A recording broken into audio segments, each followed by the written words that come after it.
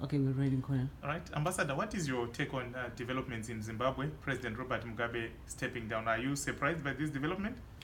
I'm not totally surprised by what has happened in the last 24 to 36 hours.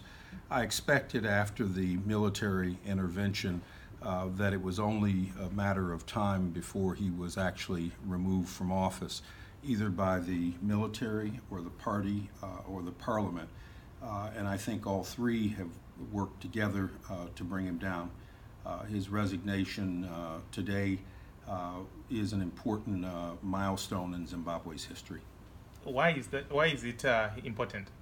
Robert Mugabe has been in power for 37 years, one of the oldest leaders in the world today. He was, in fact, the George Washington of his country. Everybody in the 1980s and the 1990s felt proud of what was happening in that country. After the land seizures of early 2000 and over the next 2 decades, he was responsible for bringing down the nation's economy and undermining the strong political institutions of democracy that had been a part of the country's early years. Mm-hmm. We also understand that you met Mr. Mugabe during the Liberation War. What do you remember about that meeting? I do remember meeting Robert Mugabe very early on after he was released from prison. He had been in prison for over a decade at that time, and I had an opportunity to travel from Maputo, Mozambique, where I was Deputy Chief of Mission, up to northern Mozambique to a place called Kilimani, where he was there leading ZANU and ZANLA at the time.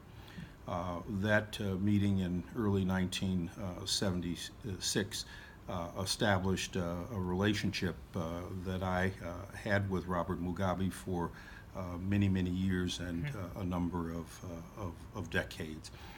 In 1976, I was impressed by his commitment to see an independent Zimbabwe, his political and organizational skills, and his resilience and desire to see that Zimbabwe would be an independent country.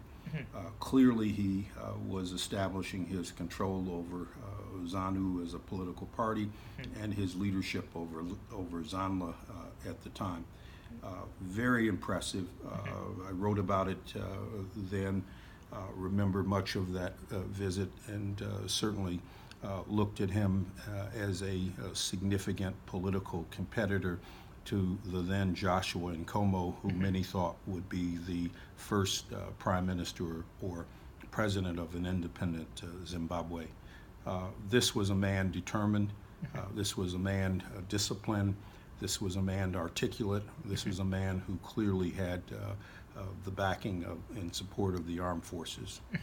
And, you know, Mr. Mugabe has claimed that one of the reasons why Zimbabwe's economy is not performing is because of the sanctions imposed by America and the European Union. What is your take on the issue of sanctions?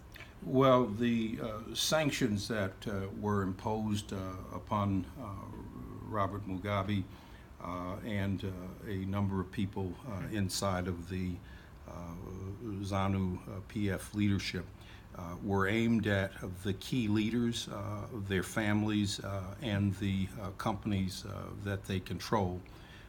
They were designed to put pressure on the upper leadership to reform their democratic principles and to address the land seizure problems and to hold free and fair democratic elections. Those sanctions were not aimed at Zimbabwe as a nation. They were not aimed at the people of Zimbabwe. they were not comprehensive sanctions. They were not sanctions specific to one or another sector of the economy, and they did not, in fact, impede or block off U.S. trade with Zimbabwe. American companies are still allowed to trade with Zimbabwe, to invest in Zimbabwe, to work in Zimbabwe, and Zimbabwean companies are allowed to trade with the United States and to seek American private sector investment. There are only approximately 150, 160 individuals, their family members, and their entities on that sanctions list. This is a sanctions protocol aimed at the leaders who have undermined the country's democracy and undermined and driven into the ground of the country's economy. Very much targeted, that's what you are saying. And Yes. now it's likely that Mr. Emmerson Mnangagwa will take over from President Robert Mugabe. What do you know about this man, Emmerson Mnangagwa? Emmerson Mnangagwa has been closely associated with Robert Mugabe since the country's independence in 1980, and in fact long before that as well. As a young man, Emmerson Mnangagwa became one of the early fighters and recruits for ZANLA, the ZANU's military wing. He carried out military operations against the government of Ian Smith. He was finally captured, tortured, prosecuted, convicted, and jailed, and he spent part of his time in jail with Robert Mugabe. In many ways, he was a son to Robert Mugabe. In many ways, he is a carbon copy of Robert Mugabe.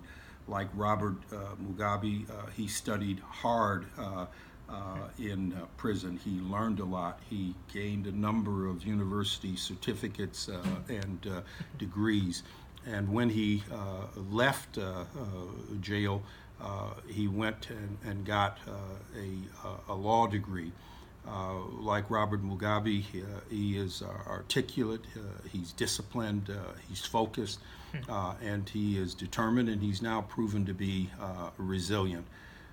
I think it's important to realize what is happening here. I know that a lot of people in Zimbabwe and a lot of people in the international community believe that the changes that will come as a result of this transition and new leadership will in fact bring about democratic reform and economic progress, which is the desire of many, many Zimbabweans. But there is no guarantee of this. One has to look at the past record of those who are coming into power. There are many, many similarities between the heir apparent and presumed next president of Zimbabwe and the leader who was thrown out. Thank you so much, Ambassador. Okay, thank you. So much. Pleasure. Thank you.